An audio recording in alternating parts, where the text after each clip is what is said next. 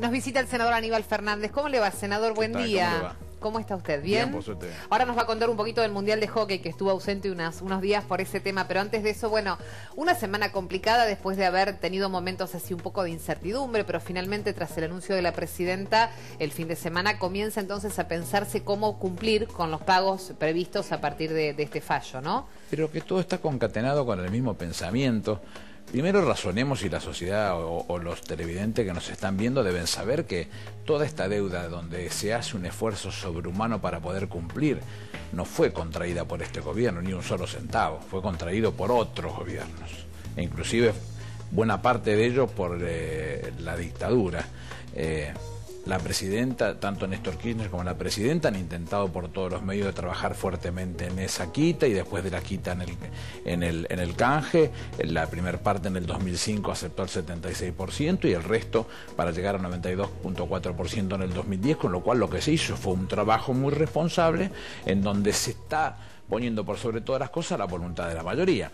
En Grecia, los documentos que se están firmando dicen con claridad que habiendo aceptado el 75% del canje, el resto es obligatorio, con lo cual estamos hablando de lo que dicen las leyes de quiebra en cualquier lugar del mundo. Bueno, nos encontramos ante una situación muy particular.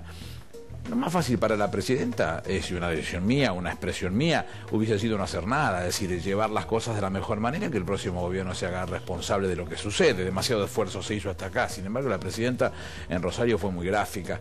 Hay una necesidad de que la defensa de los intereses de los argentinos se siga hasta el último segundo en términos del gobierno que nos pertenece a nosotros. Aspiramos a seguir siendo gobierno, con lo cual el otro gobierno se ocupará de lo que le corresponda, pero en el mientras tanto hay que estar trabajando en ese sentido. Supongo que debe haber algún contacto con el juzgado del doctor Biesa en Nueva York y buscar alguna alternativa que permita a los argentinos cumplir con sus obligaciones sin ponerla en riesgo de tener dolores de cabeza de otro tipo, y siempre mirando con mucho cuidado que los objetivos políticos que puedan haber detrás de esta situación no estén dirigidos hacia las reservas de petróleo que Argentina está teniendo, tan importantes y reconocidas por el mundo entero, ¿no?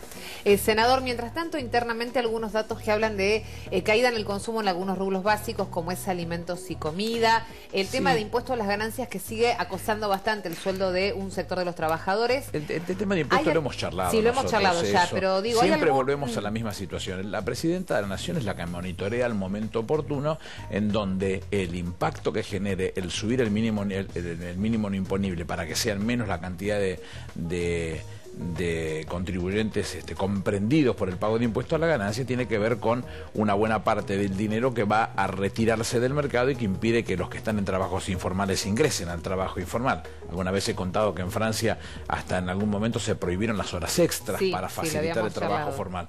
Bueno, es un hecho que se tiene que estar equilibrando en ese sentido.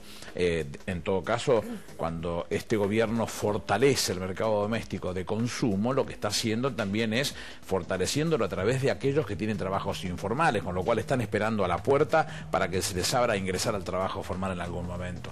Esto tiene que ser así. Seguramente la presidenta, y no lo hago como su exégeta, que no lo soy, sino como el pensamiento de lo que he vivido durante 9 años, 11 meses y 8 días siendo sus ministros y hoy como senador de la Nación, es que va a seguir buscando algún elemento que motive el fortalecimiento de ese mercado doméstico y que le genere a la población fundamentalmente más vulnerable las posibilidades de acceder a cualquier producto del mercado, como lo ha hecho con precios cuidados o cosas por el estilo, que sirven como puntos de referencia, además, donde uno paga 17 pesos un paquete de hierba porque lo va a pagar 60, es decir, permitirle que con sus ingresos pueda resolver la situación real y fortaleciendo ese mercado doméstico. Senador, brevemente, un proyecto suyo a raíz de un hecho ocurrido en los últimos meses, que fue el paro de la policía, ¿sí? Que empezó en la provincia de Córdoba, después se extendió. Un proyecto suyo que va a ser tratado en las próximas horas para penar esta decisión de hacer paro, ¿no? Cuando se sacó el Código Penal, en el artículo 252 se comprendía al personal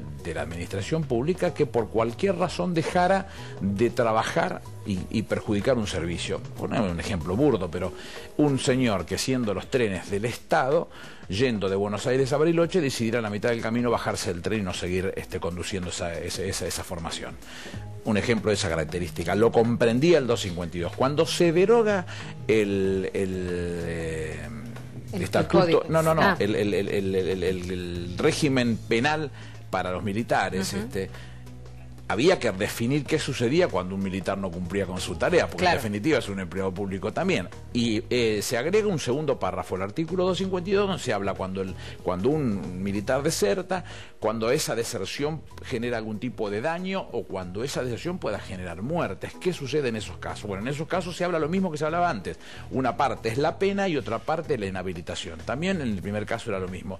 Nosotros agregamos una tercera parte que habla de lo mismo. ¿Qué sucede cuando alguien que pertenece a las fuerzas federales o al servicio penitenciario o a las policías de la provincia toma una actitud de esta característica? Bueno, si en esa actitud genera daño o genera algún conflicto de eso, no solamente tendrá pena, también tendrá inhabilitación para poder serlo, con lo cual mientras que eso vaya funcionando no va a poder ser policía, y definitivamente ponemos las cosas en su lugar. Un tema que me gusta y me interesa sobremanera aclarar: esto no significa que uno no tenga respeto por los reclamos que puedan tener las fuerzas policiales o en cualquiera de sus condiciones, o que puedan tener inquietudes o puedan tener necesidades, pero habrá que buscar un camino por medio de la institución que le dé la forma para poder hacerlo. 5 años manejé las fuerzas federales, con lo cual nunca tuve un conflicto de esta característica.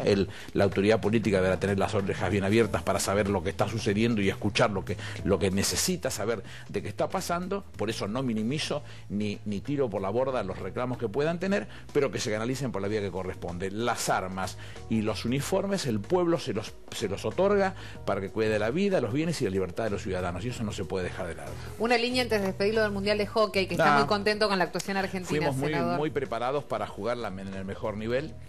En las Leonas, que no tienen el prestigio por nosotros, lo tienen bien ganado desde hace mucho tiempo, se nos lesionó la mejor jugadora del mundo, o estuvo fuera 2 partidos, eso nos retrasó un poquito, podíamos haber competido un poquitito mejor en esos términos, pero vinimos con el 3er puesto. Y en el caso de los varones, que habían llegado, creo que el máximo lugar había sido el 6º puesto y estábamos 11 en el ranking, hoy nos permite decir que estamos los 2 equipos en el top 3, como dicen en nivel internacional, entre los 3 mejores. En damas, Holanda, Australia, Argentina; en caballeros, Australia, Holanda, Argentina. Con lo cual nos sentimos una de las potencias del hockey del mundo y queremos seguir siéndolo.